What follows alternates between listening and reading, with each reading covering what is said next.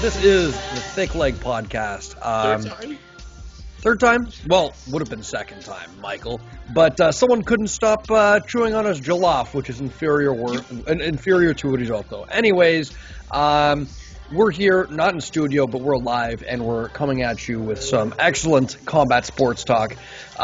We might get into some discussion about the greatest rapper alive, Eminem, a little bit later on, or maybe not. We're going to talk about some things in the news, some boxing fights. Apparently, there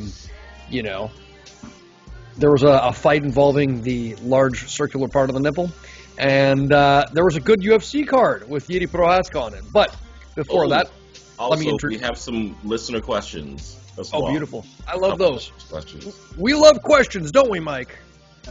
Yeah, and we have answers. You can't handle the truth. Anyways, let me introduce the fine gentleman of the Leg Kick Podcast. We've got marvelous Mike Asiffo, who couldn't stop chomping on jollof before, so we had to re-record this. Get that disgusting mess out of my face. Because I'm a growing boy. MMA fighter, former correspondent for the Fan 590 and other such radio stations. And I never worked for the Fan 590. Sorry for the Cheer 680. Up to my right, we have Jollof, Jeremy Asiffo. By the way, I did say Mike was chomping on Jollof before the podcast, so make of that what you will. All American football player, half Canadian football player as well. I don't know. Wait, we got Jollof. The way he just kind of brushed over the, by the way, he was chopping on Jollof comment was kind of weird, but okay. So Jollof, Jeremy Jollof, say something for yourself. What was weird about it? He was chopping on jollof rice, just to make everything clear. Yeah. I'm in high spirits, guys. It was a fun Saturday for me, so I'm excited to sit here and talk about it with you degenerates. And finally, to our left, we have author of the book 37 Ways to Self-Flagellate If You Are a White Male, feminist correspondent of the podcast, David Agbaire Bong. Oh, shit. Oh, is that racist? 3 things. Decolonize your mind. Open up your third eye. Open the third eye. Don't forget to cleanse your chakras. Well, and we have myself, the descendant of Julius Caesar himself, Deus Pater of the podcast, Princess, Julius Caesar got citizen. stabbed, right? Berlusconi. Yeah, 23 times. That's What's not your the point? evil one. A2, Brutus. Yeah, Berlusconi is pretty evil. Tu Brute? Well, there's one thing I got to say to you guys. Sic Semper Tyrannis. Anyways. You guys don't know that? I was thinking of Mussolini, but okay. Berlusconi is also a dirtbag. Was that a Harry Potter spell or something? Wow, the racism coming off of this guy. Berlusconi was the former. How's that racist? Sic Semper Tyrannis. That's and so is the fate of tyrants. It's what was said reportedly after Julius Caesar was killed. But Berlusconi was the former prime minister of Italy, man in his 80s, but he had a minister specifically to find him prostitutes. That's the level of corruption we're dealing with. And apparently he had an affinity for 16-year-old women from girls from North Africa. That was his thing. Wait, really? That was a thing? Yeah, he literally had a minister to find him prostitutes. Yeah, that was Silvio Berlusconi, and some dude threw a statue at him once. True story. He's still free, right? Berlusconi? Well, I think his only punishment was that he had to do a bunch of unpaid volunteer work. I don't know if he's dead right now. Actually, he's probably dead because the man was in his 80s when he was in office. But anyways, before we get into all the juiciness. Juicier than the jollof that Mike was masticating on earlier. Subscribe to the podcast. Tell your friends about us. Tell your enemies about us. Tell your relatives about us. Tell your neighbor's dog about us. Tell the rambling homeless gentleman down the street about us. Everyone's got to know. We want you to be evangelicals of the Leg Kick Podcast. if you have to grab a little bell like the town yeller that you are and say, hear ye, hear ye, we come to bring the word of combat sports here far and wide. We have come to We should get educate. Javon to do that, actually, now that I think about it. We should get Javon to do that. We should get Javon to do that. 2 people That's such understand an that inside joke. Only like 4 people from Maple are going to get that one, but it's okay. Subscribe to the podcast. Yeah. You can find us on Spotify, YouTube, and anywhere where podcasts are found, including the Town Inquisitor. Yeah. Tell your friends about the leg kick. Well, with I that would out pay of the way, Javon good money for that, actually, now that I think about it. well, it would go straight to beer. Yeah. I've seen where that poor soul's money goes. Oh, man. Anyways. Funny story about Javon. Actually, this is not. We'll save it for story time. For story time. If it's. No, this isn't even a story time worth it story because like 3 people, nobody knows who this kid is. I don't want to. You'd be surprised. Jeremy, you remember Javon? Okay, Mike. There's like 3 people from Maple who understand this. We'll talk about it. Yeah, off man. Let's move right, on. Fair enough. Okay, a little bit of news to go over before we start. Yoel Romero out of his light heavyweight Bellator fight. Oh. I saw this one. Injured. What do you guys make of it? Well, he's going to be replaced with someone I've never heard of named Jose Augusto Azevedos. I don't know him. He could be good. I'm not sure. But he's fighting Rumble. What do I make of this? It's sad, man. It's sad. It's tough for an older athlete to obviously keep injury-free in such a taxing sport. What do you guys think? I don't think there's much to say about it. Did they say it was an injury, or did they just say he failed his medical? They didn't disclose what happened. It seemed like Yoel's always been in good shape, so I don't know. I don't know what to think of it. Hopefully this Jose Augusto guy can come in there and give Rumble a competitive fight, and it'll be still okay. Everyone likes an underdog story, but I'd start placing your bets on Rumble. Yeah, me too.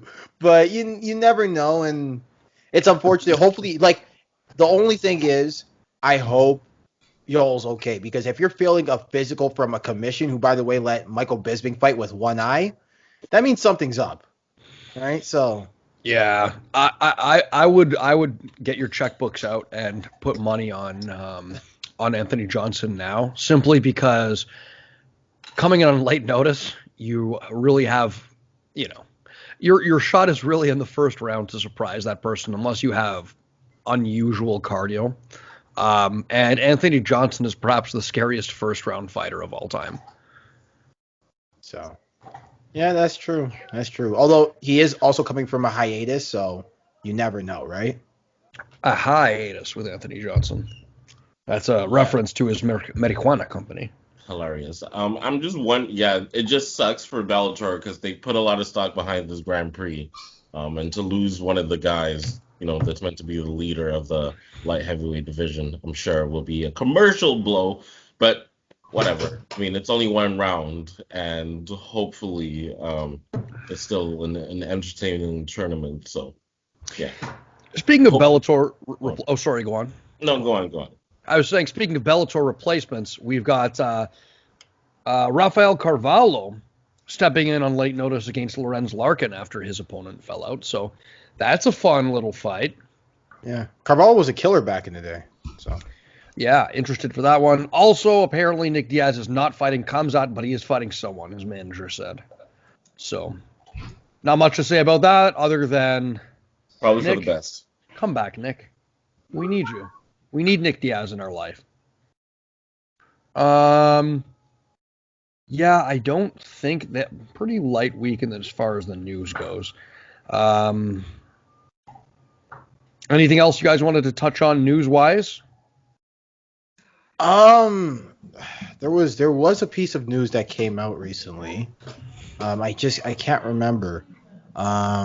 Well, Mike, then you came unprepared, okay? No. The fate of the show rests on your broad shoulders. And if you can't remember that. We didn't talk about it officially. We kind of hinted at it in the preview pod, but Diego Sanchez was Yeah, officially there it released is. by the Thank UFC you. over a medical dispute. Thank Now, some God. people have blamed this specifically on Joshua Fabia, who is Diego Sanchez's coach, but I don't know too much about it. Do you guys have any more information on it? From what I heard, the UFC was asking them to disclose medical information. Diego Sanchez refused, and they're like, "All right, well then you're cut." And sadly, what I suspected would happen, Diego Sanchez right afterwards posted something on his Instagram where he's like, "I'm free," and then he tagged One Championship, Bellator, Bare Knuckle FC, and several other promotions. Diego, I just mean, stop. He just needs to retire at this point, right? Yeah, but in all likelihood, I'm guessing probably Bare Knuckle will swipe him up. I don't know that don't get me Bellator and started. Don't get me started. yeah, I Bellator don't and think Bellator are gonna do it. I was gonna say Bellator and One Championship, I think have at least some integrity, enough integrity to not sign this train wreck of human being. And You know, I say that I with will all say due in fairness respect. to Bellator, gone are the days. I really truly believe this, that gone are the days where they are kind of just scooping up guys who can't, like older guys who can't hang anymore, and just making a paycheck off of their name. I think they legit do want to become a, you know, at the very least, a reputable promotion. And you're seeing it in the moves they're making. When they do sign older guys, they sign guys who do have something left in the tank, right? Yeah, the signing with Showtime, the tournament, the fact that they're light heavyweight division and 135 and 45 several looks other good too. 45 looks good. 55's never been anything to turn your nose up at, and 170 is not bad. But for the first time in history, Bellator has a division that you could arguably say might be better than the UFC's at light heavyweight. We don't know, but the top end of Bellator could potentially beat the top end of the UFC at light heavyweight, and that's interesting. Yeah, I don't know. I'm not gonna get carried away with all of that, but I do think that Bellator is doing a really good job in being more reputable, and even ONE FC is, maybe not where Bellator is in terms of that journey, but they're somewhere on that journey in terms of trying to build their cred. But what I would say about the Diego Sanchez situation is that, at the end of the day, Bellator and ONE FC forget about like competition. They're businesses, and I just feel like when you have a dude who's literally training, and there's video of him training, with his coach running around with a knife, that's a liability. And you just can't have that kind of energy around like what you're trying to build and say is like a reputable business, like, or competition, or whatever way you want to frame it. So I agree with everyone, man. Like I think anyone who knows what they're doing will like stay away. No disrespect, but like I just feel like if you want to be considered like seriously in this fight competition and to be like a competitor to the UFC, like taking Diego Sanchez, it's not one. It's just a bad idea. It's just No one wants to touch it with a 10-foot pole, and if one of those promotions did sign him, at the very least, it's incredibly tone deaf. And also dangerous. Incredibly dangerous, as David litigated, yeah. Yeah. Okay, and sorry, let me just pull it up my MMA news. Okay, so yeah, another thing that I wanted to talk about was so you have on one day, I think it might have been like Thursday or Wednesday, I don't know. I'm bad with days. Curtis Millender says that it's going to be a walk in the park beating Rory McDonald. And then on the next day, Rory McDonald beats him in the first round. That was Thursday. That was a good PFL card, by the way. We can get into it if you guys want, but PFL's fashioning itself as, oh my God, imagine if they signed Diego Sanchez and threw him into the 170 tournament. Oh my goodness. Or season, as I believe they do a season. They're like, oh, here you go. Because PFL's always been really good at just kind of staying away from freak show fights. They've got been their kind of the other way where they build people. They're more of a builder promotion than they are a graveyard promotion. So they got their Ray Coopers, their Kai Kamakas. Not Kai Kamaka. I was thinking of Ray Cooper. Anyways, you guys want to get into this meaty, juicy, sensuous UFC card? Before the boxing news, of course not. Which Boxing. one? The one about Logan Paul and Floyd Mayweather? Oh yeah, Logan Paul apparently fighting Floyd Mayweather. I've heard this floating around for the past however long. Oh yeah. Wait, can I just say something? This is what you happens can't say when anything. memes become reality. When But, memes like, they were become always- reality. They were Featuring scheduled to MMA. fight earlier in January, right? And then it got postponed. Yeah, Yeah. So because it didn't generate enough interest. The Because they couldn't the have announcement at the time. they couldn't have fans, which means they could, anyway, sorry. yeah, no, they couldn't have fans, which means they couldn't have people. You know what? I will say this, Floyd, but I think Floyd kind of illustrates my point because he went on air to some news outlet and said, I could fight a boxer who's legit, and I still think I would win, but get paid what? 35 million, right? Turning Or- his nose up at 35 million. Like Yeah, he's I know, but whatever. And he's like, or I could fight Logan Paul, who isn't a boxer, in a exhibition match where it doesn't go towards my record, and get paid $100 million for it. You know what I'm saying? So he was like, fight a boxer, get only paid a third, and have it go towards my record, but I could still probably win, or fight somebody in an exhibition match for 3 times that money. It depends on It depends on what you value. Do you value money, or do you value legacy? If you value money, And this is exactly if you value money, go get your bread. If you value legacy, you'd be like Manny Pacquiao, fielding offers from all types of boxers at Hey, age. yo, wait. hold on. can't Let's pay- if you want to talk about legacy, Floyd's legacy stands unrivaled by I'm anybody. No, I'm not saying. And Pacquiao, the reason why Pacquiao is still fighting for legacy is because although Pacquiao is one of the greats, he's had some losses. He's had some losses that. Yeah. to Floyd decisively. He got knocked out by Manuel I Martinez. would say decisively. It wasn't a walk in the park for Floyd. It wasn't a walk in the park, but it was a shutout. It was. Manny Pacquiao is still competing, but I mean, Floyd 40-0. Floyd is 49. 49. Oh, 49. No, 50. 50. Oh, he's 50 and all. Yeah. Floyd's the one of the greatest, possibly the greatest to lace up gloves. So at this point, what else can Floyd do to improve his legacy? It's not a shot. It's not a shot when I say what do you value, legacy or money. It's not a shot to Floyd Mayweather. And yeah, Floyd Mayweather is arguably top 10 boxer of all time. I'm just saying that what Manny Pacquiao is doing right now is legacy hunting, whereas Floyd Mayweather is kind of cash hunting, right? There is a difference. Yeah, no, I guess that's as simply as you can put it. Right. Like He is legacy hunting. I will say too, and I hate to draw this parallel. I think Floyd Mayweather's kind of turned into, in a weird way, the Drake of boxing, where it's like, yeah, he's definitely got up there. He's definitely got his accolades, but is what he's doing really good for boxing? Just like and also Stefano, there is a. I'll let you continue. I'm gonna let you finish. I'm gonna let you finish. But Beyonce had one of the best albums of all time. Go on. No, but Stefano, that argument about who's better, Pacquiao or Floyd, I heard you use the reasoning that Floyd beat Pacquiao. That's why he's better. I don't know, because you can't say that. There's a lot of cases of. I mean, Muhammad Ali lost to Trevor Burbank. Like, who's better? So it's like you can't really use that argument all the time if you can't Floyd translate. But you also, Jeremy, here's the difference. Floyd beat him. Like the Trevor Burbank fight, didn't that come after his return from prison?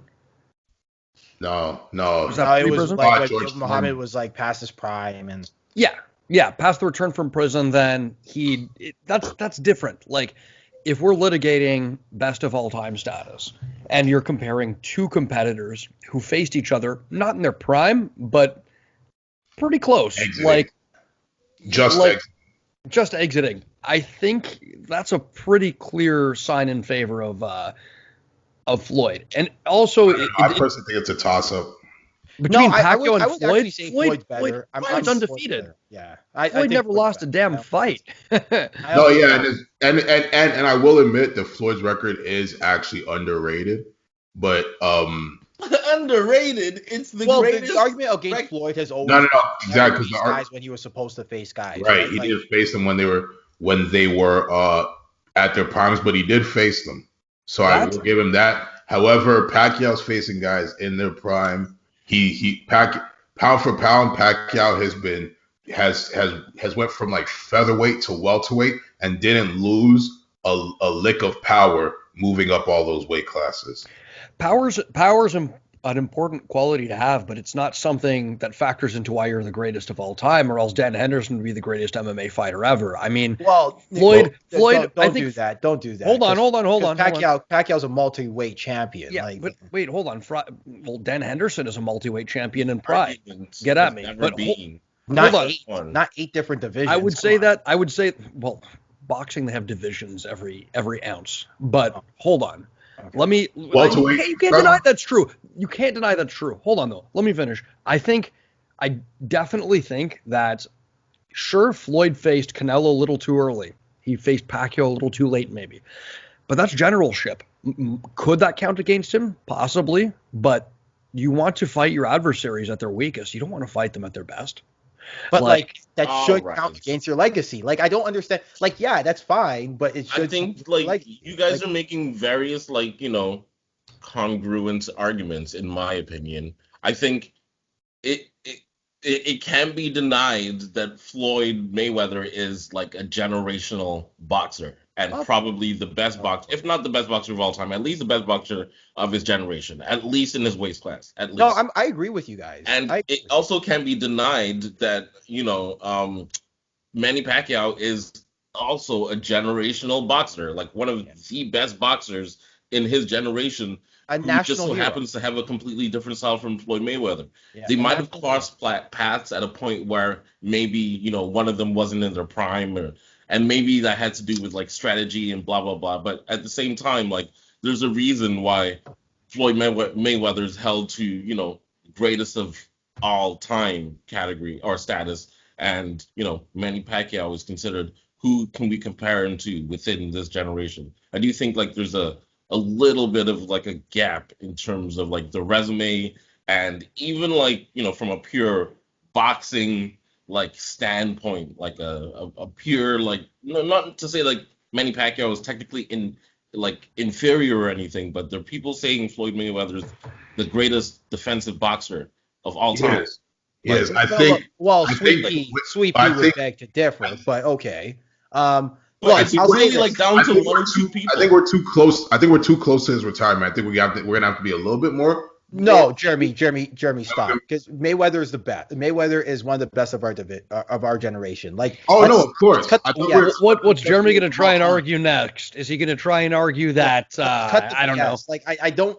Let's not be like, oh, Mayweather's not. But where I do agree with you, where I think Emmanuel Augustus is the best boxer of all time. How about that? Definitely the flashiest. But I think I also want to say that I will say this.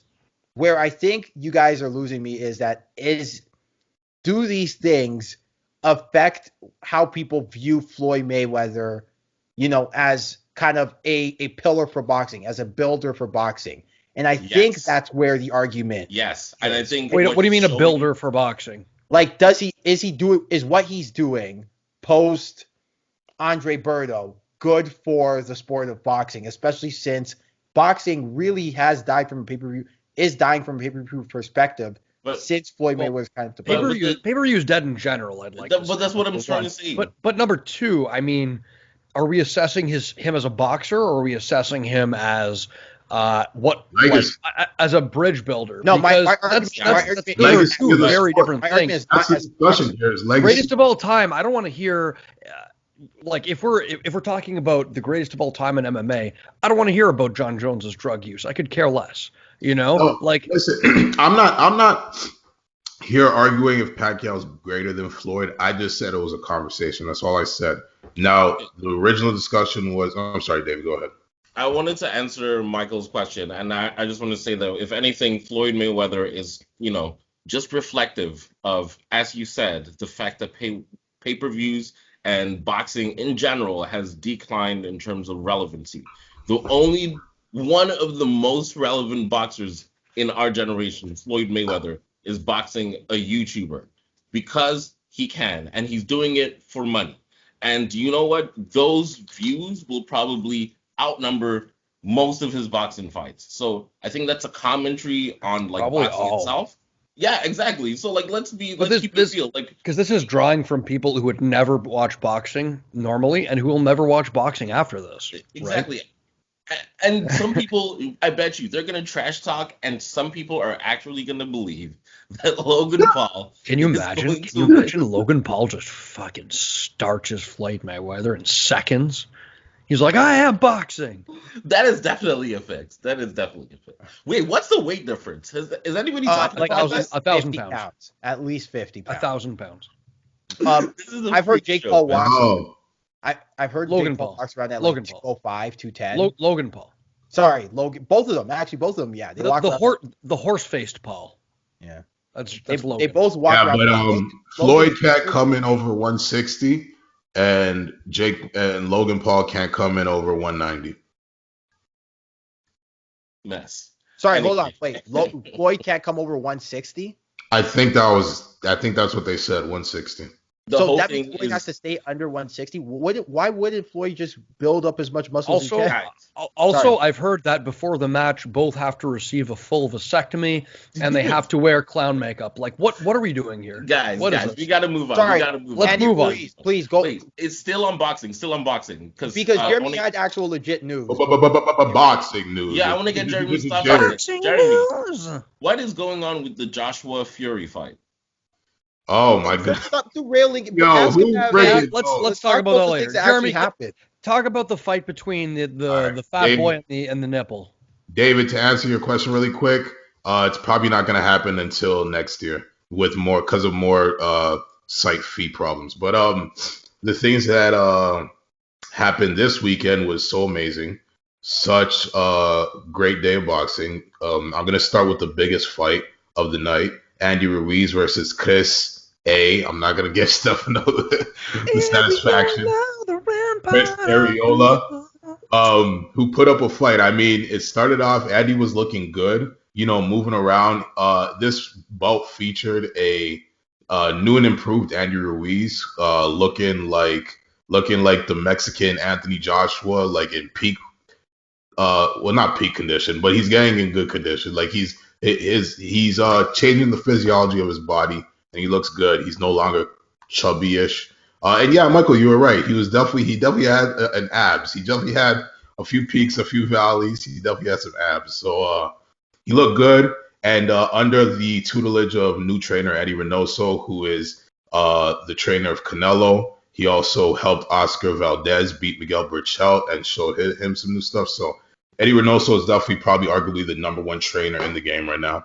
And he took on Andy Ruiz. And Andy's defense looked good, which is one of Eddie Reynoso's calling cards. And he was moving around, but then out of nowhere in the second round, he gets clipped with a left right, so it was a 1-2, and then he gets knocked down. He takes a knee, and it looks like, whoa, where's this coming from? Because everybody was like, yo, this guy Chris Ariola, he's gonna get knocked out, which I thought was kind of weird because he fought Deontay Wilder and didn't get knocked out. So why do you think he's gonna get knocked out against Andy? But otherwise, he came in looking good. Like he definitely surprised me. And then yeah, he caught Andy, and for about 6 rounds there, it was back and forth. Like it was a close fight, and then the rest of the way it still was close, but Andy was edging out the rounds. I'd say from 7 to 12. So I would give and I actually scored it 9-3 for Andy. But Chris was really upset because he thought he won more rounds. Some of the judges screwed him. Some of them only gave him 2. I think one of the judges gave him 1. But no, I thought it was 3, and I kind of saw people on Twitter were kind of agreeing with me when they watched it back.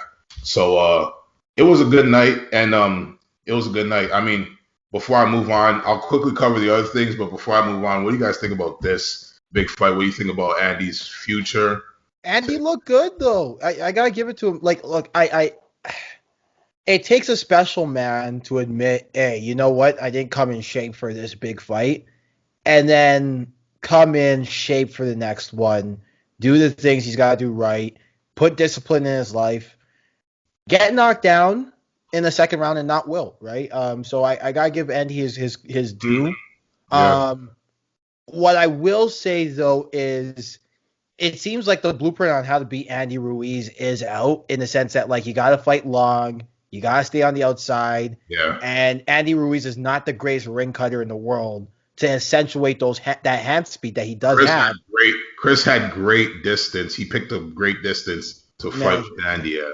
Yeah, and credit to Joe Guzman, because Joe Guzman is one of the more underrated trainers in boxing. So yeah. I gotta give Andy credit, but Andy's not the greatest ring cutter in the world. And if the book is out. If you wait, so who won? Andy Ruiz. Okay. Right? But yeah, if you gotta fight Andy long, and you gotta keep him on the outside, and you gotta jab his face off, right? And you will catch him.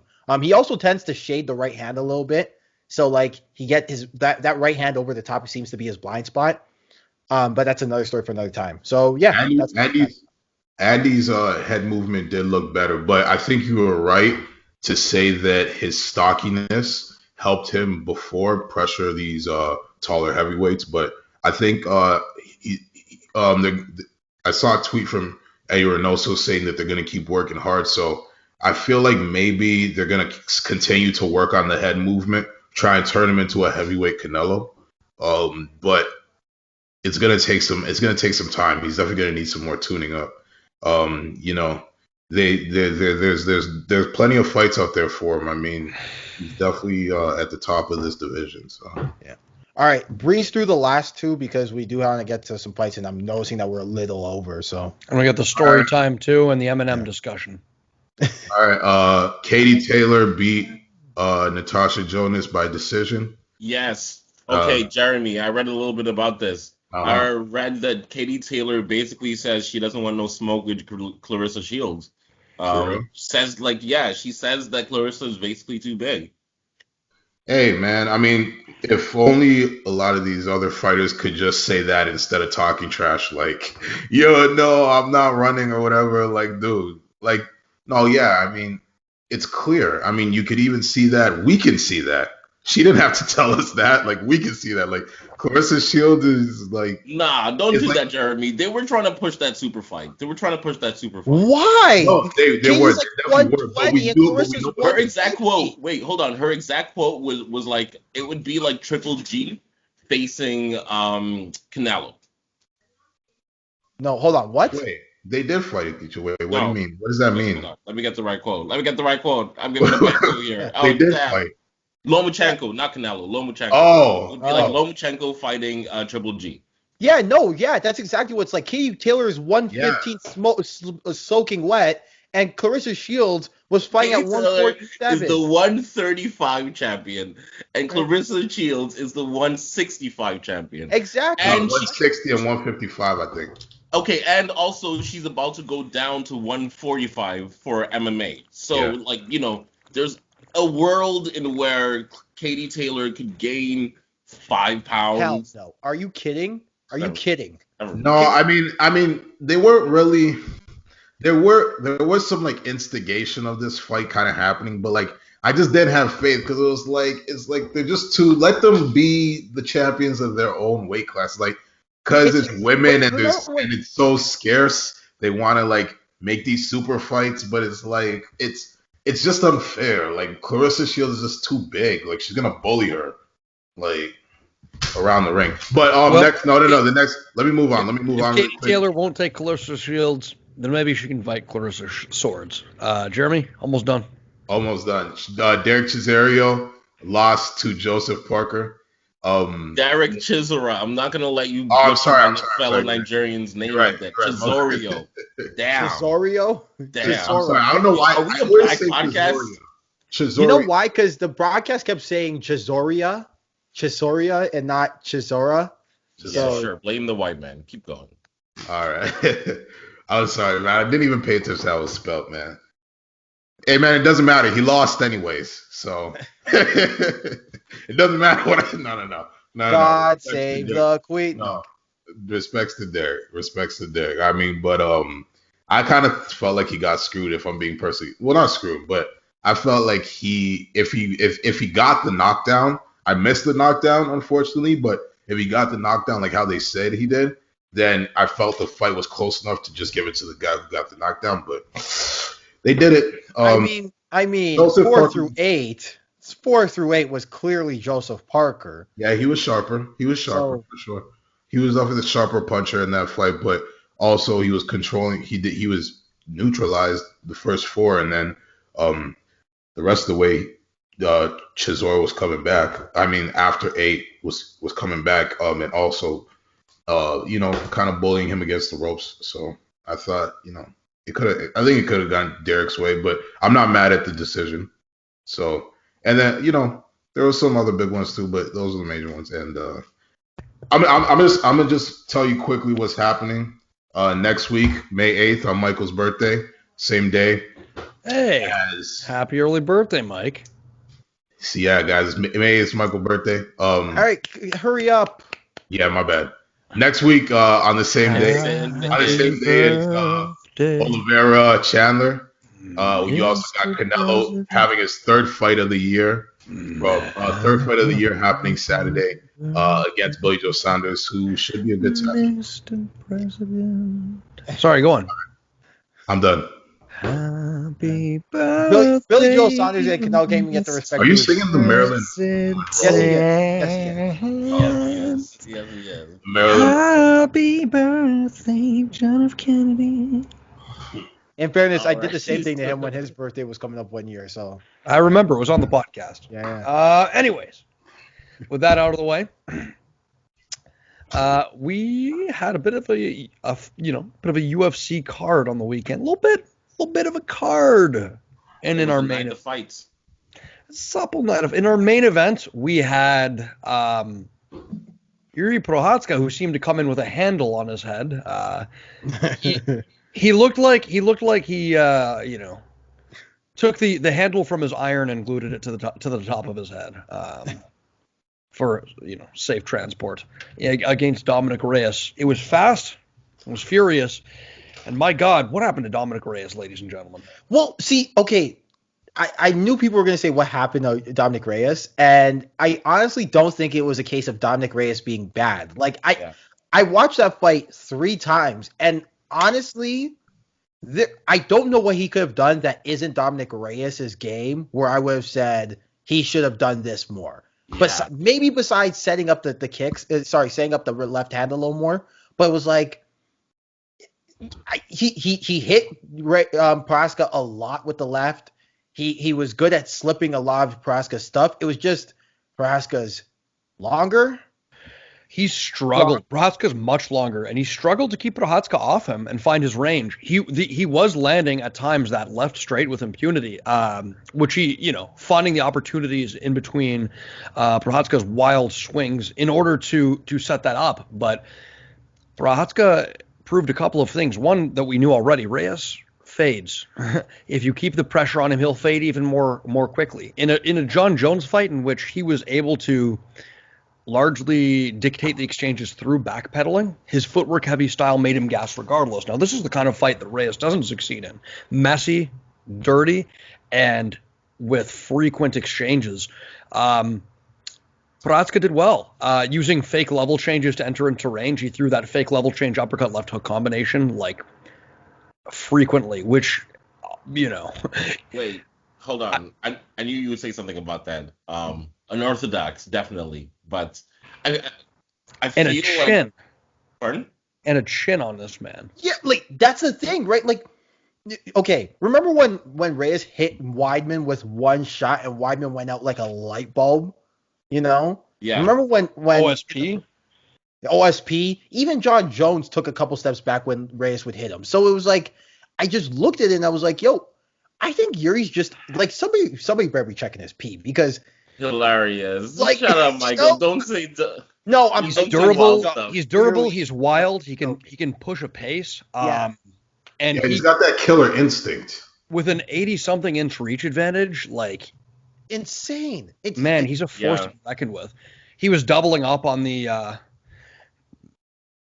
doing something that's always a good idea against Dominic Reyes that Weidman attempted to do early on, and Oezdemir had quite a bit of success with, and that's doubling up on the right hand, because as Reyes is circling to that open side, he's looking for you to throw your cross, overcommit on it, and then just pivot out to that angle, that outside angle, so kind of over your shoulder, like picture Southpaw Orthodox, you've thrown that cross, and you pivot past that cross now to the open side, right? So you're past your opponent's feet and you're facing them, and you just throw that cross over top of the shoulder, and he starches people with that. But one thing Weidman attempted to do, and that Oezdemir had a lot of success with, and so did Procházka, is a double right hand.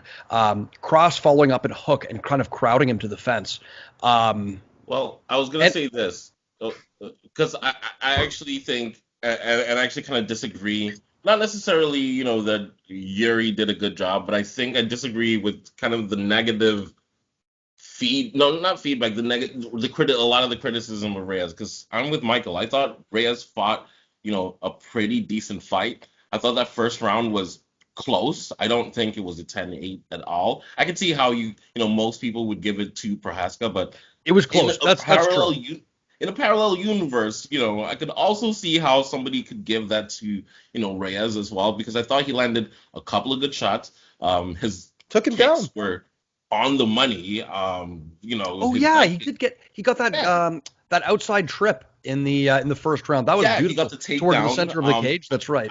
I thought Reyes' counter left was on the money as always. Like, he actually did do that slip the straight and land his straight left as well. I thought those was pretty good. The only thing that I would say is I think, as you guys have alluded to, his counter style eventually, I just feel like eventually his counter attack style got the best of him, because he was just taking too many shots and not giving as much back. But also, can I elaborate on that? Yeah, Yuri, it's hard. Let me elaborate on that, because I think that David hit on a couple of things, and you've changed my mind a little bit. Like, he was finding success in that first round. I would say, rather than the traditional pivot out to the open angle and throw the cross over the top, he was more finding that cross in the middle of exchanges, just sniping through kind of the storm, and Procházka seemed not to care. Now, there's more intelligent ways to apply pressure to a counter striker, especially as precise and elusive a counter striker as Reyes has shown himself to be. But Yuri seemed comfortable hanging around in exchanges and just getting hit in order to hit Reyes back. Yeah, and not the kind of walking him down where you're like a Rose Namajunas, let's say, where you're constantly putting your foot on the gas and taking it off, bouncing in, bouncing out, kind of waiting for them to throw and miss and coming back in, keeping them guessing. This was just scrappy and brutal, and I'm in your face for this entire time. To be fair, Procházka did try and do that a little bit in the first round, but he just kept getting caught. And I think after a while he was just like, man, we're just gonna tough this one out. And Reyes did a good job with his kicks in that first round and too. It's that thing you always say, you guys always say, Michael and Stefano, is the attack is only over when you say it's over, pretty much, because it was almost like Procházka would add add to the combination, because it was almost like or add to the exchanges, if I would say that. And he would make the exchanges a little bit longer so that he could get the harder shots, and it would be okay. He would be okay even letting Reyes have the last shot if it meant he could get 2 or 3, in that exchange as well. And I think eventually it just became Reyes was backpedaling. What's crazy? I don't think Reyes was even tired. I think Reyes was more discouraged because I'd say it wasn't doing any effect. You could see the frustration on his face, where normally he hits people with one of these left crosses and they back off and the fight slows down a bit. And you could just see his frustration as he was just completely unable to keep Procházka off of him. Yeah. Like There was like a moment. Sorry, Stefano, to cut you off. I'll let you continue. There was a moment where Reyes hits him with 2 straight left hands in the bandbox. Like Yuri is like his back is like to like he gets exact position he wants. Reyes gets exact position where he wants. Where Yuri he's in Yuri's blind spot. That left comes through the guard twice. Boom, boom, and Yuri just turns around and hits him with a left hook, like a Russian long hook. Casting punch, the knuckle, yeah. And it was just like, and Reyes just felt it. He was like, "What is going on?" That's why I was saying, like, honestly, I just don't know what else Reyes could have done to just be like.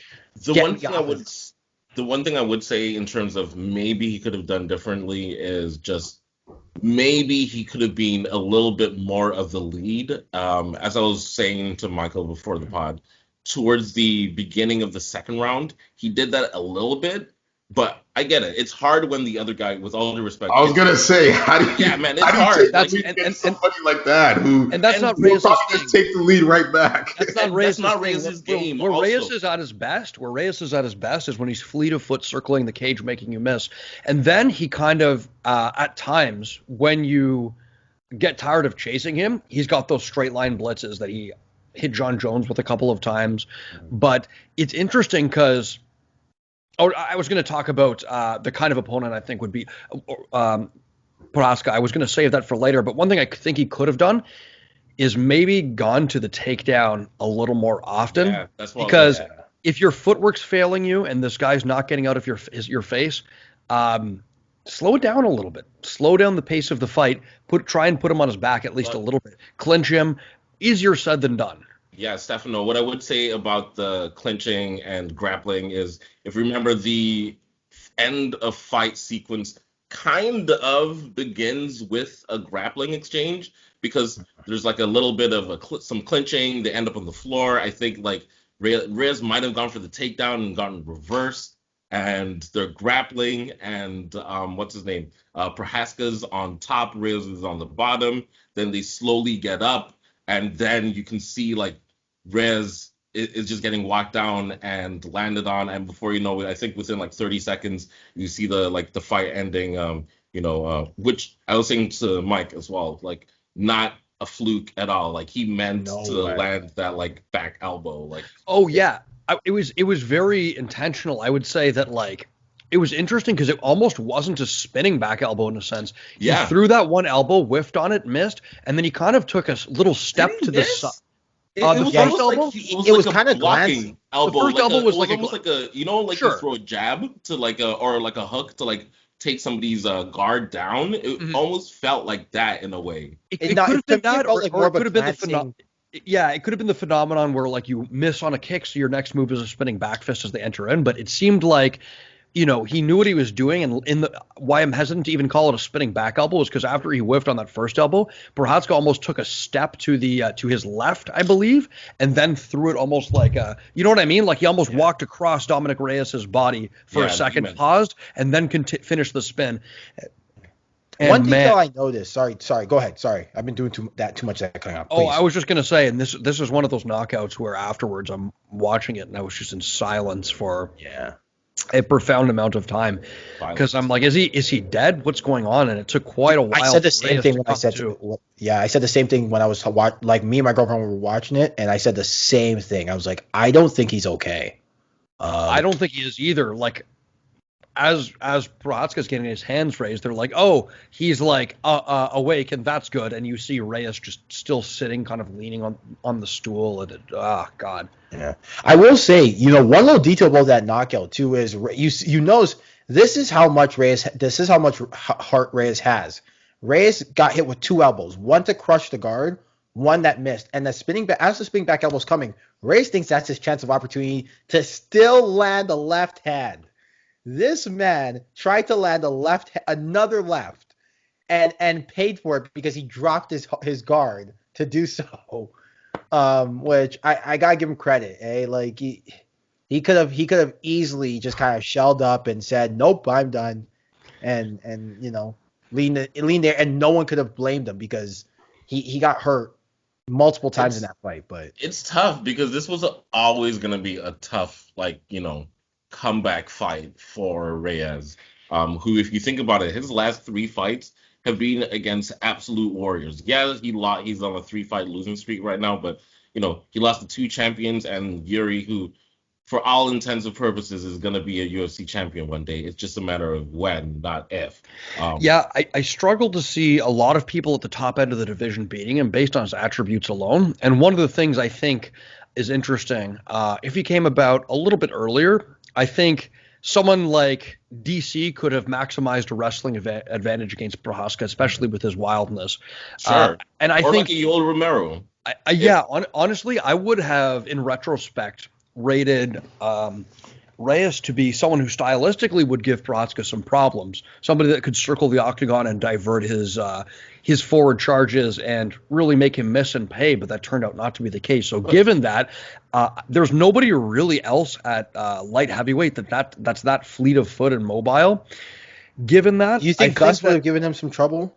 I think Gus probably would have given him some trouble, especially as he's swinging wide. Gustafsson, a master of that counter right uppercut, but I think interesting things that might give him trouble in the future are people that can mobilize those takedowns. Glover, providing he can withstand the storm, maybe. I was gonna say, like, for me, you gotta be somebody who's quicker than Prochazka. I think you would make, like, I get why people would think Reyes would have like a good fighting style to counter Prochazka's like advantages. But what surprised me yesterday is Prochazka looked quicker, if anything. Like he looked just more athletic. David, I'd say quicker, or someone who can slow down the fight.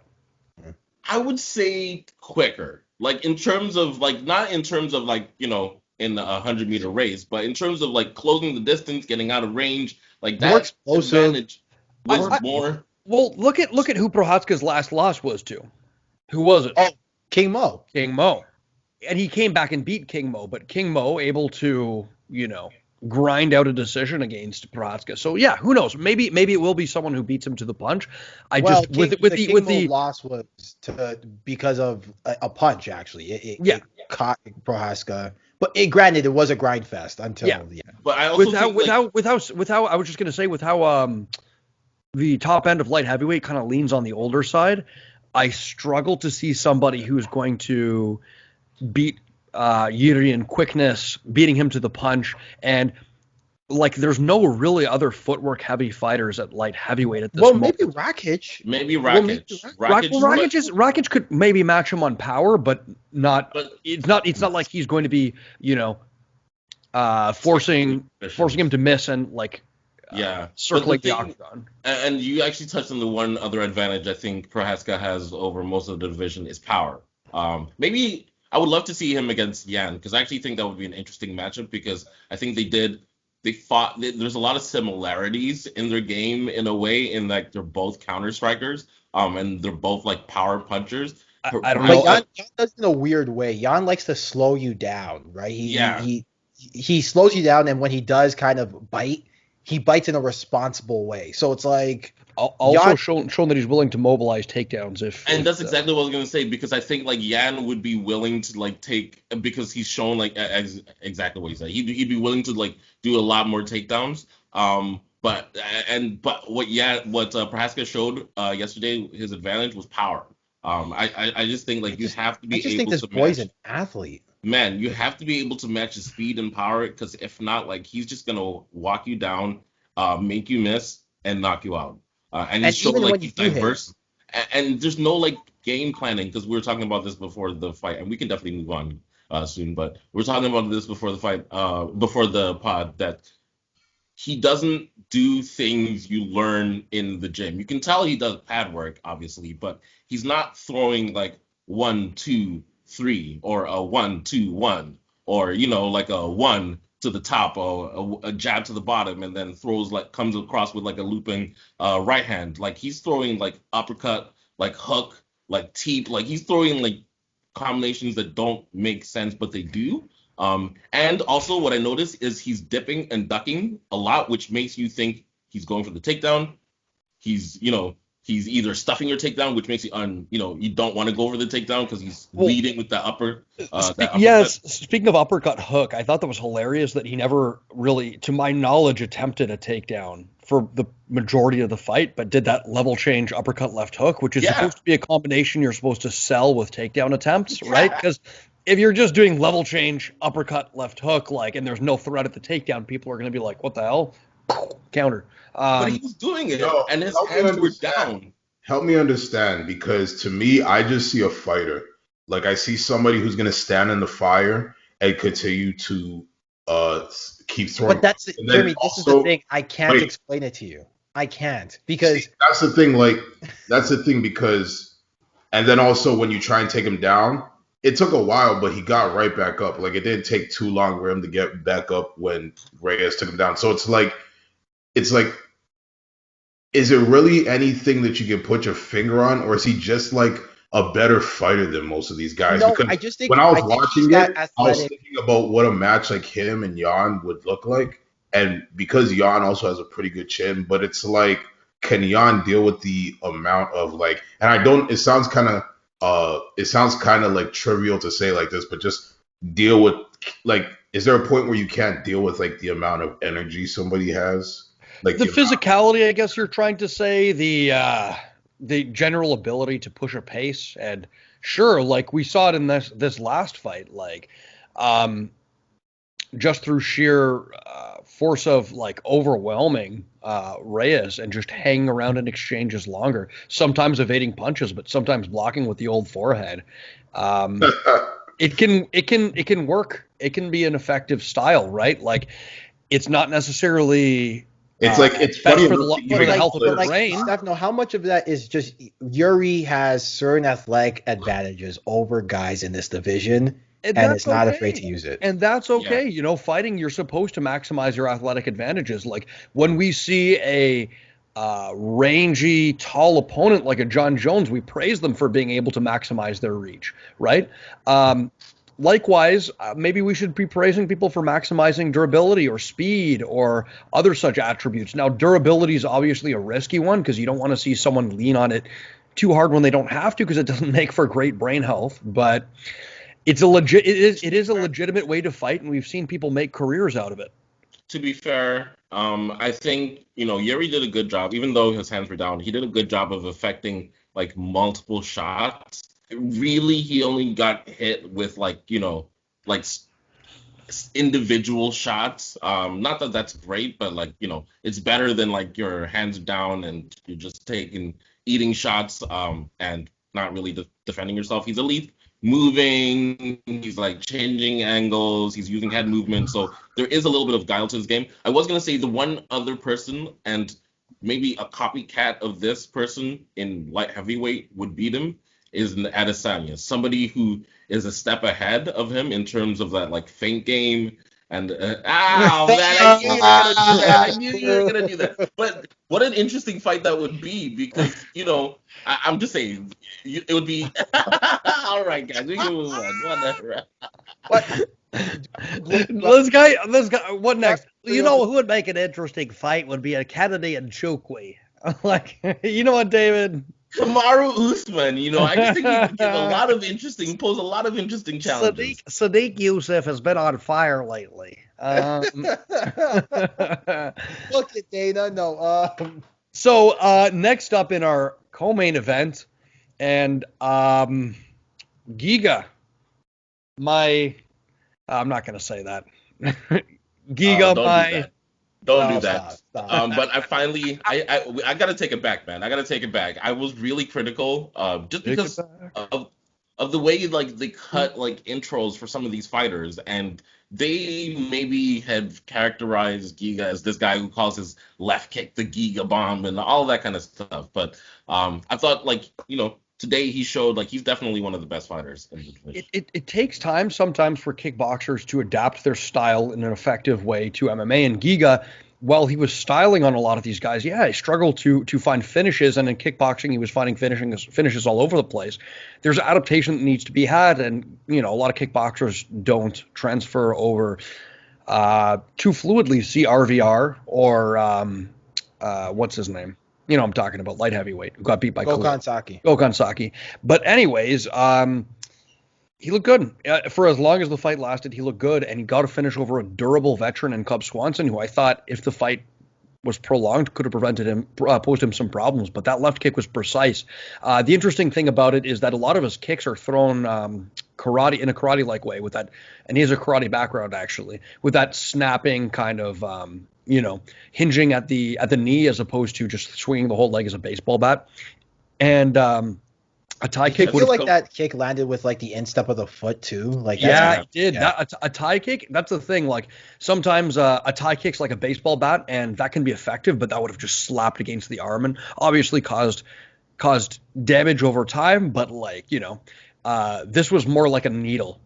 I think he did land with the instep or the toes or something, and just threw it like a karate kick and just precise, like a needle to the liver. And there wasn't even any delay. Cub just hands dropped. He was trying to fight back from that front headlock position, but man, if you know what a liver shot feels like, you'll understand the agony that Cub was in. Yeah, that yeah. You know what's interesting about that fight? If you don't, I can show you.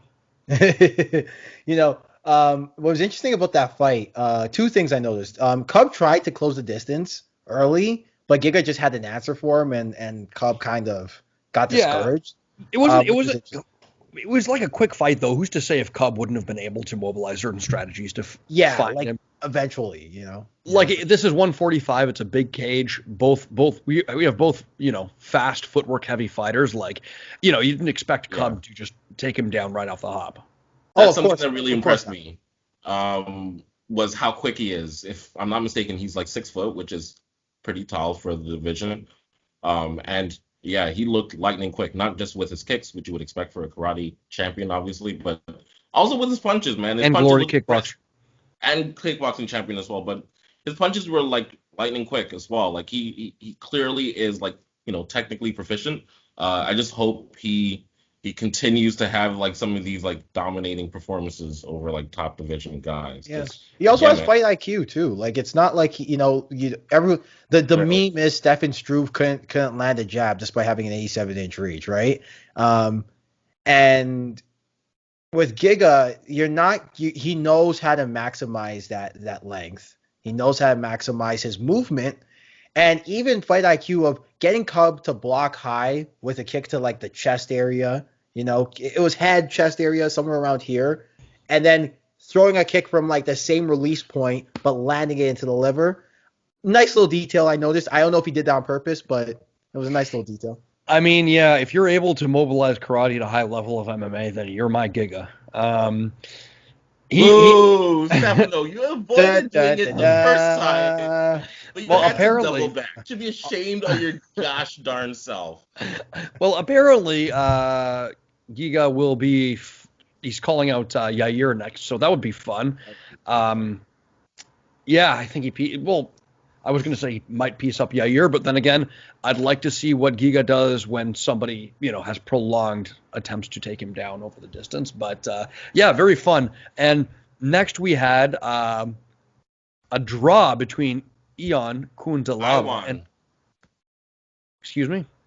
I won. They had a new pronunciation this week. It was like I no, won. David, you didn't win. Nobody won actually. It was a draw. So, fought Dustin Jacoby in a fight that I thought hilariously exposed. It was a fun fight, but it hilariously exposed the weakness of both of these two men.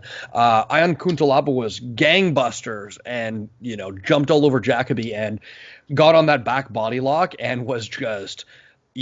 Tossing him left and right with that little knee bump takedown, which, is very effective. And as Jacoby was standing up, he was like posting off of his head and landing elbows, just continuous ground and pound. So exposing a bit of, a grappling weakness in Jacoby. And then the second round comes out and Ion Kuntalaba is just... Gassed. It's like, sorry, were you planning on grinding on this man for one round to win a decision? Like, I don't get it.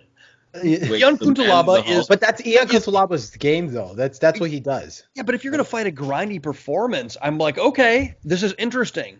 You'd better have the cardio to back it up if you're planning on grinding him, because he's not just gonna go away after the first round if you grind on him. And then, sure enough, Jacoby comes out in the second and third round and just uncorks a beautiful jab, low kicks, keeps making Kuntalaba look slow and amateurish and just missing on shots, stuffing his takedowns. I think Jacoby even took him down. In fairness, in the second round, I think Kuntalaba in the second round alone landed at I gotta check the stats again, but he landed at a 60% clip. Interesting. So you know what's interesting? Whenever Kuntalaba landed, generally it was on offense, and he would throw the double jab across, and he would land it every time.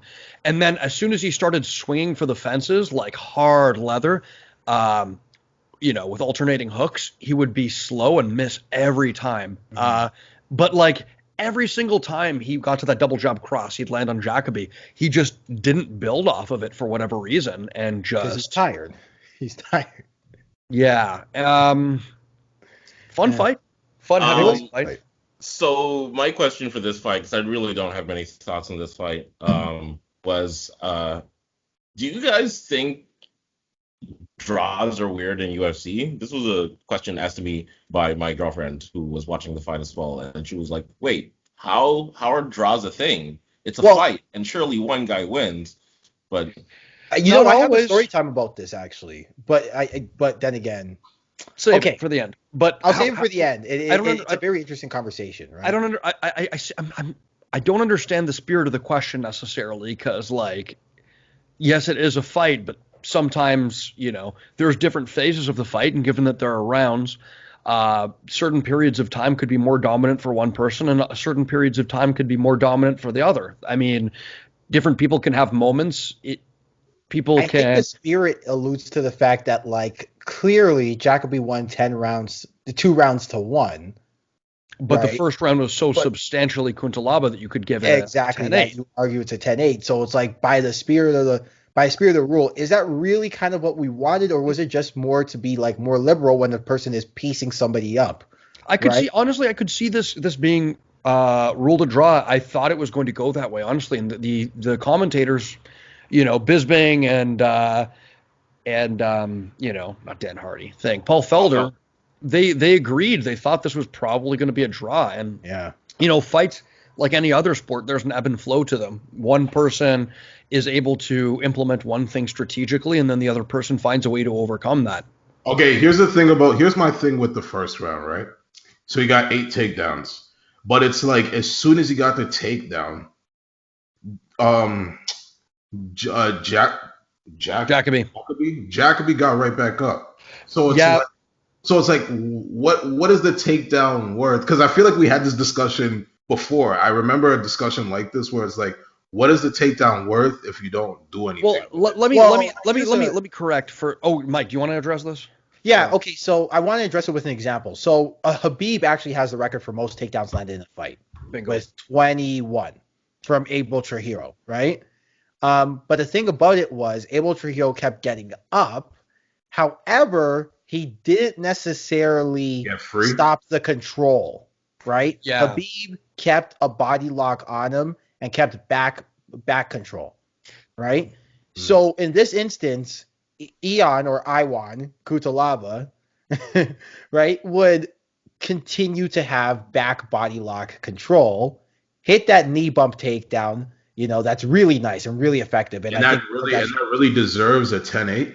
Yeah, I'll tell you why. Because there's something, and it's a certain meta to the game now called the grind cycle, where you take people down, and I guess there's 2 philosophies behind takedowns. There's the I'm going to take you down and hold you here, and then there's the I'll take you down. I don't care if you get up because I'm going to beat you up on the as you stand up and take you down again. Right? You use the scrambles and the dead time in between takedowns to land shots, and that's what he was doing. Right? He landed a ton of elbows and just uppercuts and hooks as Jacoby was standing up or pinned up against the fence, and then would use those to secure takedowns. So it's a 10-8 based on the fact that he pitched a shutout in that round. Jacoby wasn't able to mobilize any offense, and he was able to keep him in this continuous cycle of takedown, stand up, punch, takedown again, rinse and repeat. Yeah, and if you'll recall, Gregor Gillespie did the same thing to Yancy Medeiros in their fight. I know it didn't go the distance, and it seems like an eternity ago, But that fight, 10-8 in the first round too, because Gregor did the exact same thing. Takedown, back body lock. Yancey had no answer. Punch, kick. Yancey would put his hand on the ground to avoid getting kicked in the face from his blind spot. Punch, body lock. Kept going. It's this repetitive grind cycle that if you're in a fight before and if you judge a fight, and I hope to God you know what it's like, it is a frustrating and just,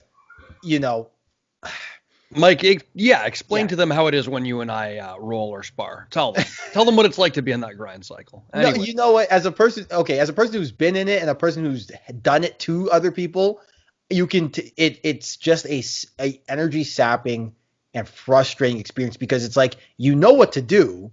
You're not necessarily down bad, but you're definitely losing. And he can, if you open up in any way, shape, or form, he will take you down, take your back, or she, and you're in trouble. So it's this repetitive motion that's like just like, God help me now. Like not only does it sap your energy, it also saps your bob. Yeah, you get it, Bob Sap. But yeah, like it's an interesting fight because I think it does kind of raise questions of the 10-8, right? And why people were so hesitant to be liberal with the 10-8 in the first place. But at the same time, it was a 10-8. Like it should be a 10-8. So yeah, let's move on to the final two fights of the card. Sean Strickland versus Krzysztof Jotko. Now, I was disappointed that there wasn't as much talking from Strickland because I think he's hilarious. But my God, he is one of the funniest examples of somebody who just lacks reactive head movement completely. Like he will pull his head back, I guess, but his head's just straight up in the air, and he has just this weird. Where is that derivative from? That whole block? What is that, karate? What is that he was doing? Yeah, it's hard to say because, he was reaching. He reaches for punches and tries to, I guess, like intercept them as they're coming in. It's odd. It worked for him in this fight, though, because Krzysztof couldn't get a thing. Yeah, Krzysztof couldn't do a thing. He landed a few overhands, but a lot of them were kind of Strickland was able to lean back and roll. What you got to do against a fighter like that is you're not going to, if they're reaching for punches with their hands, you got to go down low first. You've got to invest in that body and then come upstairs as their hands drop. To be fair. To be fair, though, I think like part of the problem in this fight was, man, Sean Strickland has clearly got some power in his hands and his feet. He didn't throw the leg kicks, as much as, perhaps he could have. But when he did throw them, they were super hard, and he landed a few good leg kicks and a few good body kicks as well. So it was almost like the thing you would want to do to Sean was like the thing he was especially good at. I thought it was a little bit flat-footed in his stance as well, which I found kind of always weird. is. When he stands flat-footed, that's just Strickland. And also, there's something he did which is just a complete striking no-no. So maybe he has a lot of striking no-nos, but they seem to work for him. He would take, and he did this a lot actually. He would step forward with like his back foot when he was throwing like combinations. Especially if the person looked like they were like changing directions when they were like cutting corners. It seems like a lot of Orthodox fighters do that with southpaws because they're trying to get the drop on them to the outside. And what ends up happening is they like kind of like skip into it rather than like stepping where they need to be. And it would seem like with Sean, what ends up happening with him is he would step forward with the back foot and then kind of like loop over with that right cross that he wanted to be a cross. And then Jotko would try to go out the back door and he'd like loop over and hit him with that right hand. So it just kind of seems like it was a deficiency because he's not used to fighting a lot of southpaws in the gym. It was a fun little thing that Strickland did quite a bit because it was an open stance matchup. In the early rounds, he was landing that front kick. And then right around round 2 or 3, he started using that as a fake to land his low kicks.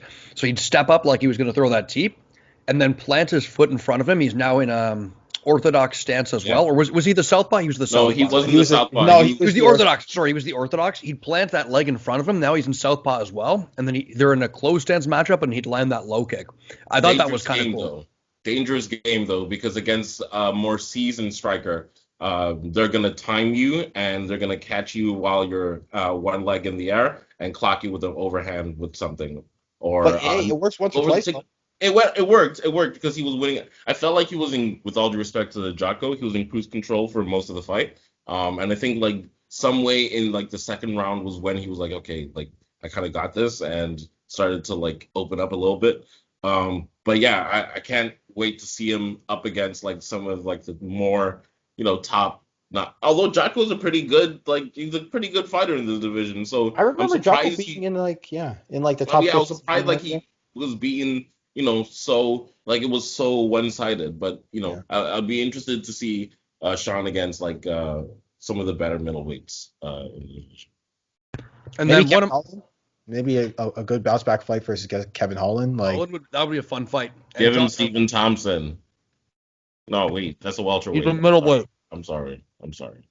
Yeah, Matt, look at Stefano just eating away. What was the final fight again on this card? Final fight on this card was Merab Dvalishvili versus Cody Stamann. Merab, your winner by unanimous decision. Yo, David, am I tripping? David, am I tripping, or do I feel like the other guy had just as much of a case for winning Cody, or did I not watch it properly? I thought it was a much closer fight than people are giving it credit for, but I did think Merab perhaps won, but it depends on what you're looking at. I think when it came to grappling, there was really only one winner. Yeah, but, no contest. I thought like Cody's boxing. Merab definitely won the grappling exchanges. Okay, and it wasn't even close. He had a lot of big takedowns throughout the fight, but I thought like Cody did a good job. Oh, we're talking about the Dvalishvili fight now. Yeah, I thought like Cody did a good job, boxing. His boxing looked really good.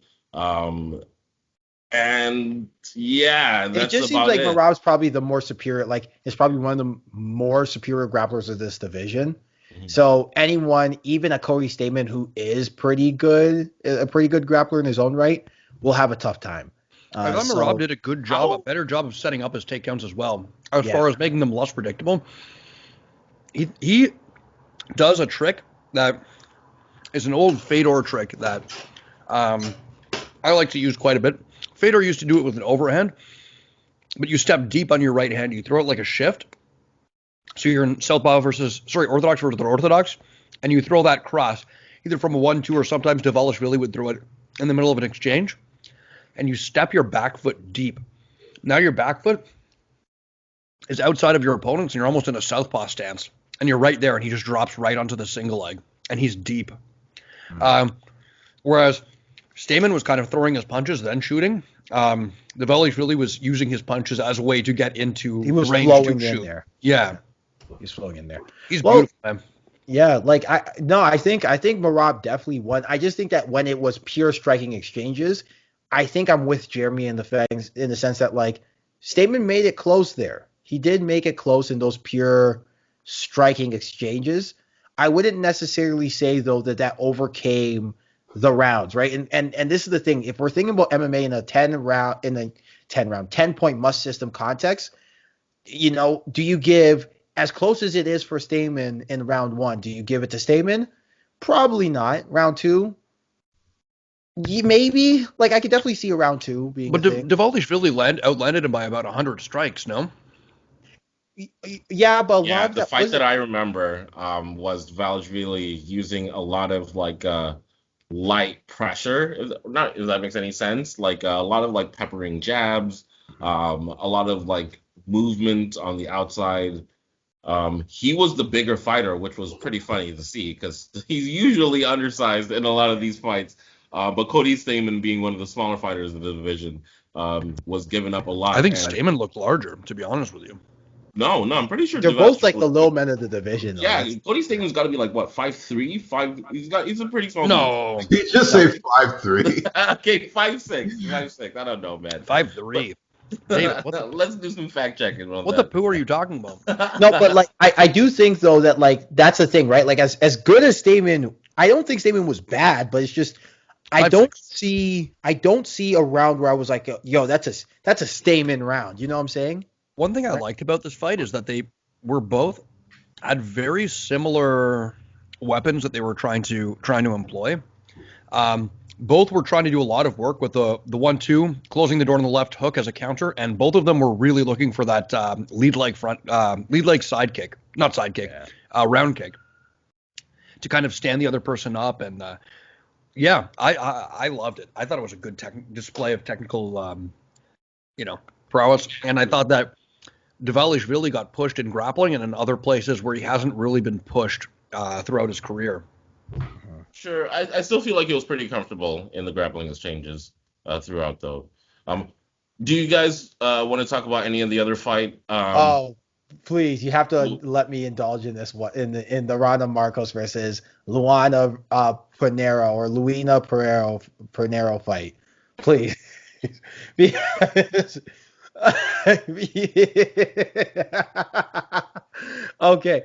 Look, I am of the opinion that Pinheiro could have been completely fine and could have even admitted she was fine, but put pressure on the refs to at least take some points away, or say, no, I'm not fighting someone who just up-kicked me in the face. I'm taking this win and going home, right?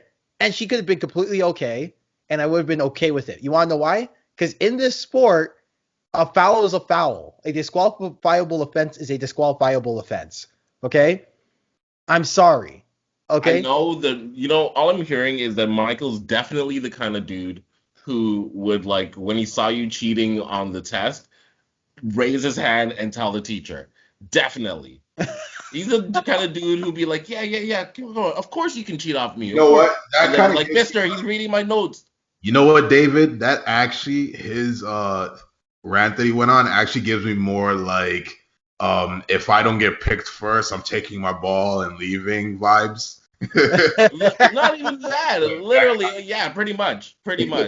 No, but like you guys get what I'm trying to say though. Like it's a foul. Like I'm tired. And the problem is too. I think you guys read into the exact opposite of what Mike was trying to say.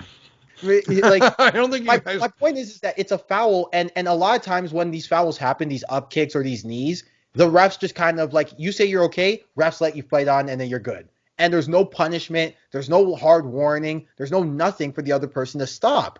And I think that like saying, hey, you know what? First time you do it, points are taken away is fine, right? But the acting was so fun. Did you see her? She was like, did I lose? she's like Oscar worthy.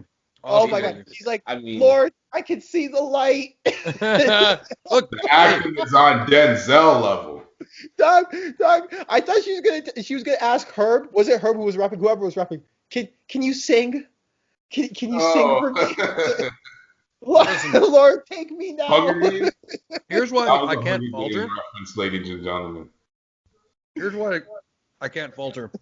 Because you shouldn't have to fight on taking an illegal upkick to the face. Yeah. I say it every week. I don't care if you're 5% compromised. I'm sorry. I shouldn't have to fight on a compromised state because my opponent chose to illegally stomp on my fucking head. Yeah. Chomping on the it was clearly an accident, though. In fairness to Ronda Marcos, it was an accident. You could tell she was trying to just upkick, like, how like I've done it before where you'll upkick inside the gut and use it as a way to get up with the other side of the foot, right? It's true, but you got to control your weapons. Exactly, right? And so it's as much of an accident as it is, it's still a disqualifiable offense. And I do think that my thing is though, let's normalize just saying, as much as I'm okay, can you at least take some points away for that clearly inexcusable offense, right? And putting pressure on these refs because there's a lot of fights in MMA ethos where the guy says he's okay and they do nothing. Snitches get stitches, Mike. Pinheiro had some fun judo, though. I'm not going to lie. Yeah.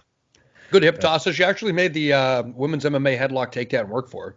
Yeah, no, she actually looked pretty good in that one. Why would she was winning, which is why I was just so confused. And yeah, I don't know.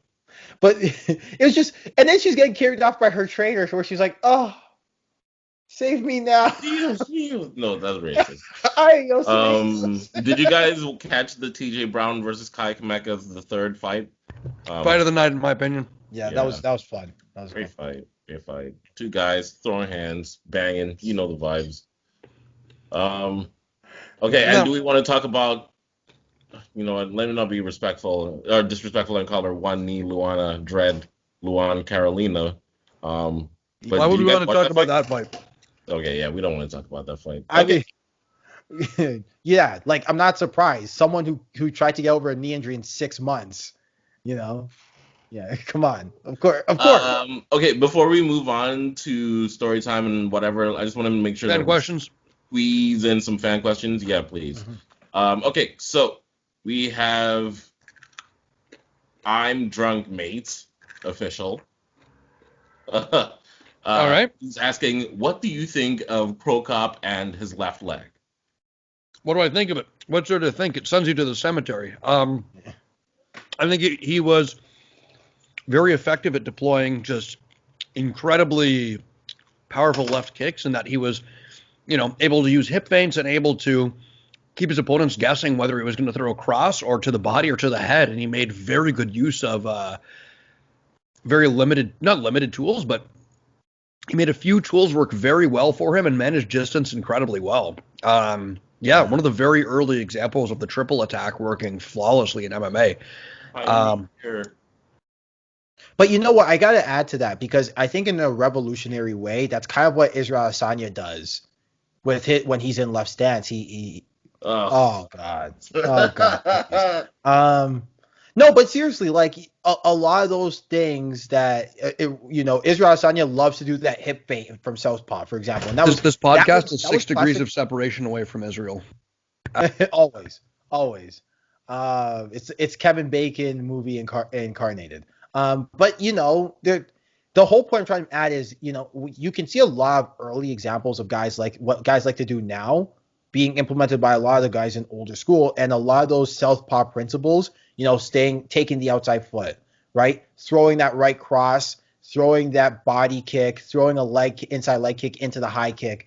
That was Krokop. And the thing about Krokop too was he'd also use those feints not just to throw high kicks, but to slow the fights down. So you couldn't necessarily just kind of bum rush him like you would, let's say, if he was an orthodox Krokop, right? Like these things, Krokop was very revolutionary in a lot of those things. It's a shame he never really won the big one in the UFC, but still. Honestly, fuck it. Like, pride, in my opinion, at that time means just as much, if not more, than a UFC title. Agreed. They were basically indistinguishable to me. I couldn't tell you the difference between Anderson Silva in the UFC and Vanderlei Silva and Krokop and Pride. Well, Anderson was originally a Pride product, eh? Fair enough. Well, there you go. You see, I don't even know where the things intersect. Like for me, it's all just one long kind of story. So yeah. Favorite Krokop fight? Pardon? Sorry? Favorite Krokop fight? I was a real big fan of the second Randleman fight because the first one he kind of got cold cocked a little bit, and I think the story going into that was, this now he's serious, and the way he shut Randleman down into that KO was really, really, really cool. Like I really liked it. And the thing about that Randleman fight too was, it wasn't his typical he KO'd somebody. It was he got a guillotine off of like a shutdown takedown and locked that shit up, and it was over. So I think I also know it was the Mark Coleman fight where he called out Fedor with that incredible Fyodor Emelianenko. You're next. Right, so yeah. That's my favorite. That's my favorites from a storyline perspective. The only criticism I would have is that he is a cop, and you know how we feel. A-cap, baby. A-cap. Over on this side. Anyway, so let's move on to the next. Actually, Jeremy, do you have any thoughts on Krokop? No.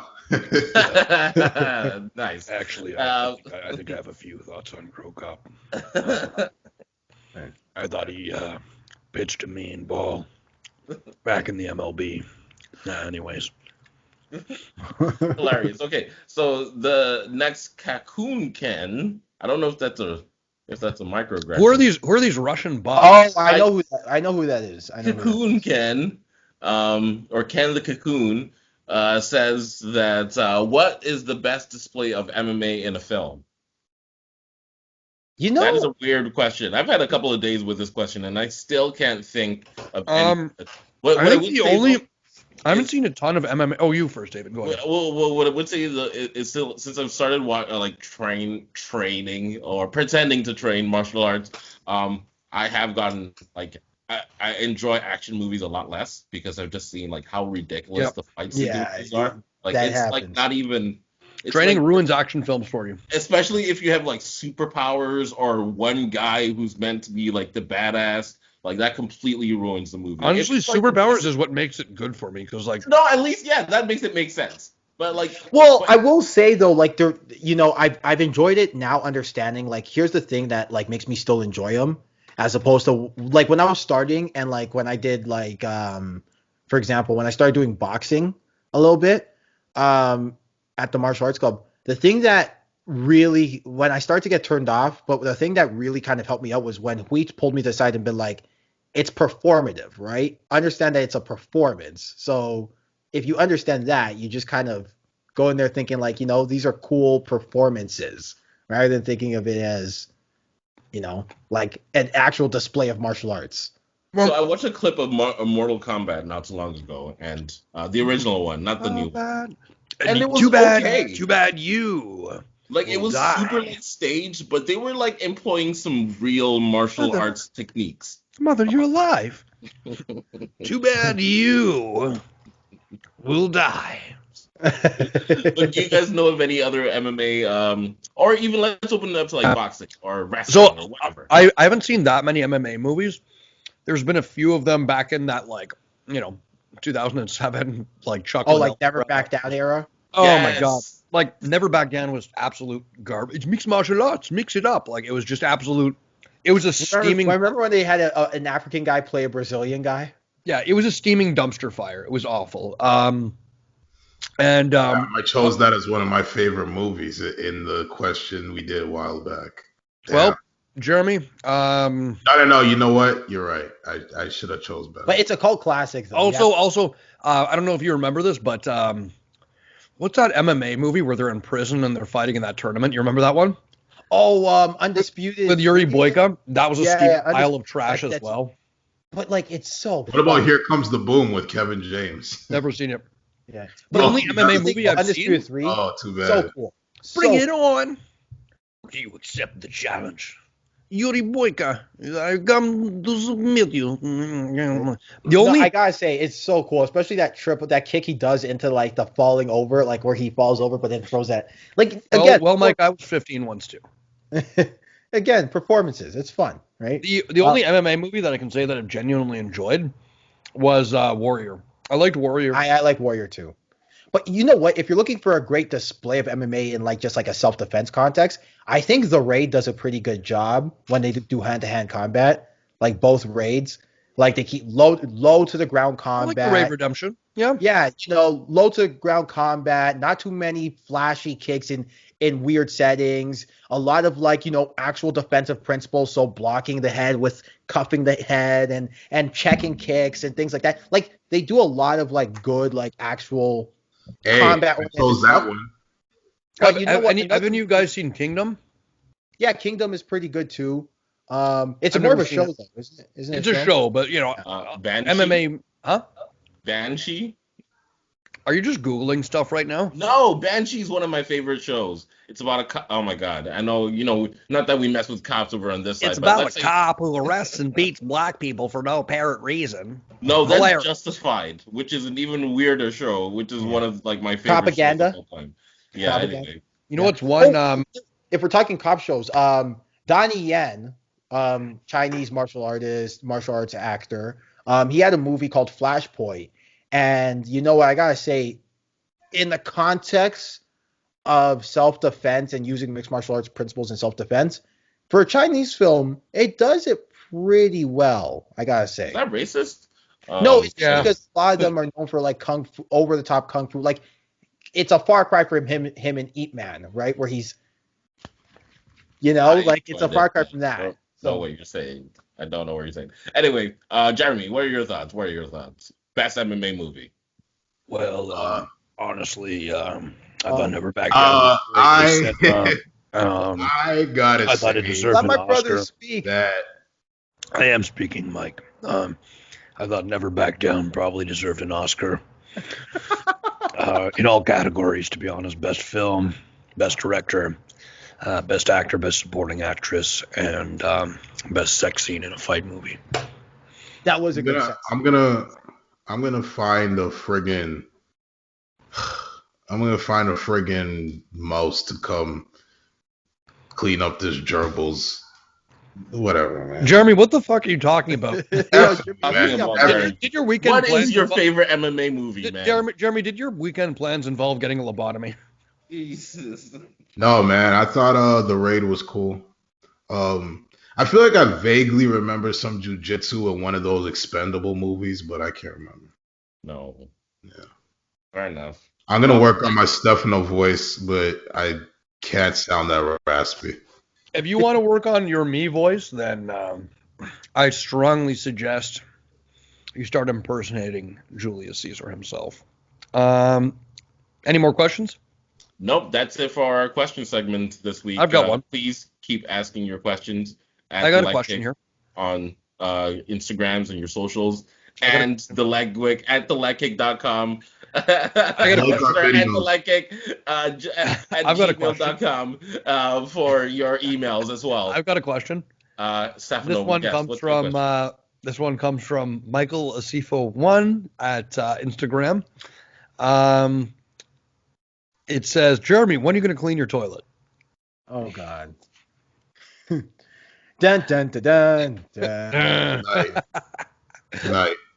Tonight? Okay. Yeah. Mike, hold them to that. And I'm gonna leave the remnants in your bed, like how they left that horse's head in The Godfather. Damn. Excellent reference. Imagine if Scorsese wrote that. If what's in your toilet is comparable to a horse's head, then I'm pretty scared. Jesus Christ. It is. You're gonna open your sheets and you're like, That's a lot of shit. Anyway. You guys want to have the M&M discussion or no? Yo, okay. How much time are we into this podcast? This is gone on long enough. enough. You say you have a story, and then we'll wrap up. Oh no, it just ties into the discussion of a draw. Story all about how my life got turned upside down. Take a minute, now right down, a minute, Bel Air. Yeah. I thought you were gonna do the Italian version where at the end the guy goes blah. West Philadelphia, born and raised on the playground. Okay, go on. All right, so this actually ties into the discussion of a draw. So, one of Action MMA's fighters, a female fighter, by the name of Monique, it was her second amateur fight, and she was going up against another girl. And literally, here's the thing about Monique, she's got power. So literally, the first punch she threw, right? She dropped this girl, dropped her, right? So by rule, that's a 10-8, right? When you drop somebody in any kickboxing or any Muay Thai or even any boxing event, that's a 10-8, right? But here's the thing, when you watching it back, right? And I hate to say it, homegirl Monique definitely lost the rest of the fight. Like, you know what I'm saying? So they go to the official scorecards, and I knew it was going to be a draw, right? But here's the thing. If you're, is that what the spirit of the rule was for? For, you to land one punch and get the knockdown and then continue, like, for you to be able to kind of coast. Not saying that's not what Monique did, but the idea is for you to kind of coast on losing the second and the third. You know what I'm saying? Well, then the impetus is on the other fighter to get a knockdown, which would result in their 10-8 and kind of negate your 10-8, right? Exactly, right? So it's an interesting conversation, right? And so that was kind of the story I kind of want to share was, right, like, and even Monique would tell you she lost the second and the third, but she did get the knockdown in the first to get that 10-8. So as a result, Monique has an undefeated record of 4-1 now, right? So an undefeated record of 4-1. 4-0-1. So 4 wins, 1 draw, no losses. Right? Oh, okay, yeah. So, this is sorry, 2 wins, 1. I'm thinking of somebody else. 2 wins, 1 draw, no losses. So it's an interesting conversation. I personally don't have a problem with the 10-point must system, or even in MMA. I just like to see more 10-7s. Yeah, I would like to see more 10-7s too. More 10-8s, more 10-7s. Just liberal scoring, not conservative scoring, right? Like, I don't want to hear judges yelling taxation is theft, bring back segregation. What? I said liberal, not conservative, right? Wait, what? What? Yeah. Well, now I have to. You know what? Now I'm drawing a blank on Monique's record. I can't remember what it is exactly. Mike, you're drawing more attention to your Mike. mistake. You're drawing more attention to your mistake than it merited. Jesus Christ! We gotta tell a story. It might have been 4-1. It might have been 4-0-1. It could have been 2. I feel like I'm like Mike, this is more difficult. This is more difficult to watch than David's weekly sucking off of Israel Adesanya. Oh my God. No, Professor Frank's the king of this. Where like he'll say a story and then there's like one little tangent and he explains the tangent, and so you're there for like another 20 minutes. It's like, Frank, I had to go an hour ago. He's like, yeah, hold on. So this brings me back to the time that I fought Max Marin for the 3rd time. I was just coming out of the drug trial study, and, I only had 2 rounds in me, so when I went to go fight him, I was watching a lot of Jean-Claude Van Damme at the time, so my coach... He was really good at kickboxer. And here's the thing about kickboxer. So in the kickboxer, here's the thing, they would always throw the slip to the outside low kick, and my coach would yell, kickboxer. But we got in there, and we found out that due to the rules, they forced you to attach barbed wire to each of your hands, and that was the thing back in the 90s that they would do, and oh my gosh. And then you're there 10 hours later, and then you're like, so me and Jesse were at the strip club, and we got into a fight with Frank Shamrock at the time, who was coming off the Sakuraba fight, like, whoa. And you're like, wait a second. Mimicking reality. Please, Stefano, take us home. Threaten some children. Well, you see, the thing about the Leg Kick podcast, like and subscribe, everybody. I'm Professor Frank. I've had 3 fights with Max Marin, and I can tell you there's 6 degrees of separation between me and Dan Severn, but, back in Red Deer, we used to fight every week. Where am I going with this? Anyways, guys, subscribe to the Leg Kick podcast. If you don't, I'll get your children in a Kimura and snap their arm. Anyways, guys, play us out, Mike. What does that mean?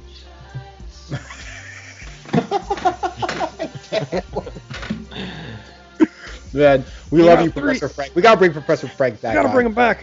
You got 3 things in life. You got the Kimura, you got Max Marin, and you've got Andy Social. Anyways, have a good day, everyone.